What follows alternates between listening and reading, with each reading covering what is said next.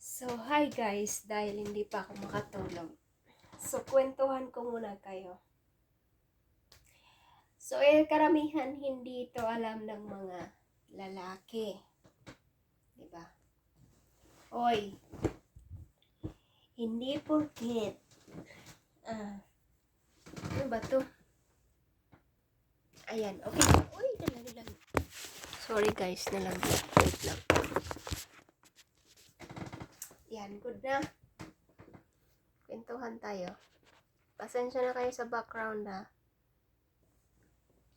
Alam nyo, itong karamihang hindi alam ng mga kalalakihan na porket tapos na magbengbangan, tapos na kaming mga babae. Yun yung pagkakalam nila na kapag tapos ng lumabas yung yung gata, akala nila satisfied na. Akala nila okay na. Pero diyan kayo nagkakamali kasi pa lang yun first batch pa lang yun. Hindi pa talaga yun ang final na na tapos na. Dapat hindi dapat kayo tumitigil para masabi nyo tapos na kami. Dapat may yan, may pangalawa. Nagigets nyo ba yung ibig kong sabihin? Hindi yung isa lang. Kaya kadalasan nangangaliwa. Lalo na nangangaliwa yung mga partner nyo.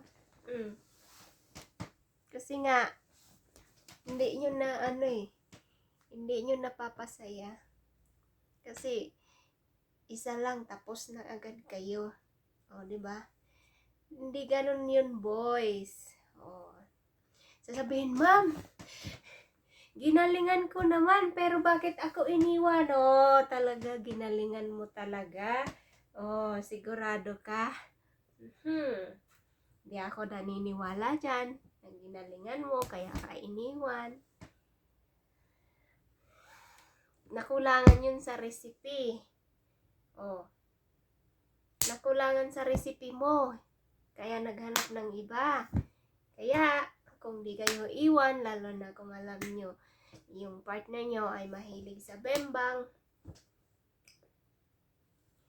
dapat, huwag kayong kumpiyansa na kapag lumabas na yung gata, tapos na sila. Hindi pa. Nag-uumpisa pa lang yung yung laban. Ganon yun. Next time, i-explain ko sa inyo pag sinipag ako mag-content. Babush!